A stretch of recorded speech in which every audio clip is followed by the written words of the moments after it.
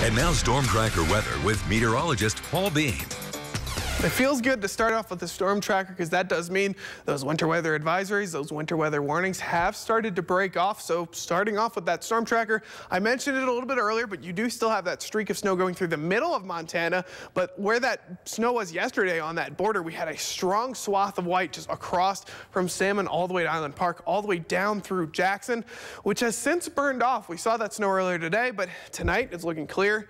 And that is a blessing and a curse. While we are not seeing that snow anymore, the curse is that we're starting to see those temperatures drop, and they're not dropping slow. If you've got used to those 32 degrees as lows, those are about to become the highs, whereas those lows are back in those single digits for some areas. So moving forward, this is kind of worse off. So a lot of that snow has moved out. You can see it's starting to break down all the way along this line right here. But from us to the Pacific Ocean, you can tell barely a cloud. So we're going to see those clear skies make a return starting tomorrow.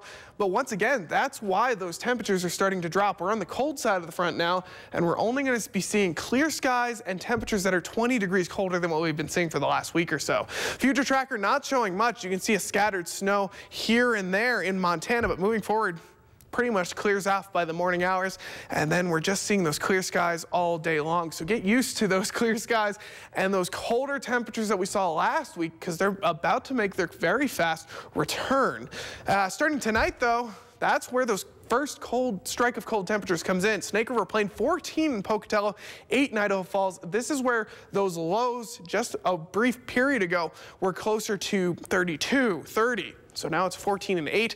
And moving over to the Central Mountains, very similar. Clear night still. 8 in Chalice, 10 in Salmon, with some of those negatives out there too. If you're over in Stanley, you could be as cold as -5, which means those temperatures are even worse. And then finally for the Highlands and Western Wyoming, mostly cloudy. 6 in Island Park, 7 in Jackson.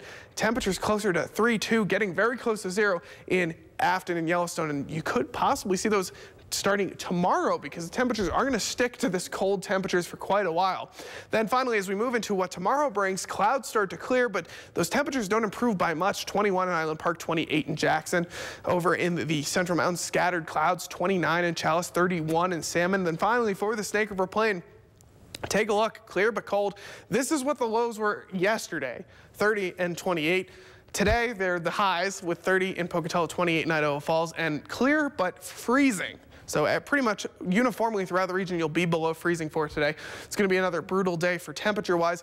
But once again, luckily enough, that snow has finally started to burn off. And when you hit that 7-day, you'll notice it takes a while for it to come back. 30 on Sunday, 32 on Monday, Tuesday, 36 on Wednesday, and finally back a little bit warmer by Thursday.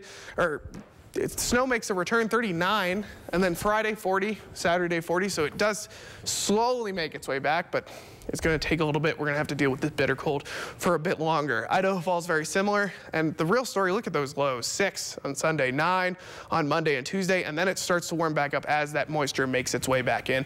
As we see that next front start to push through, it's just going to take about 4 days for it to get here, so just kind of hunker down and get used to that 1 on Sunday, -1 on Monday, so it's going to be bitterly cold, even in the Teton area.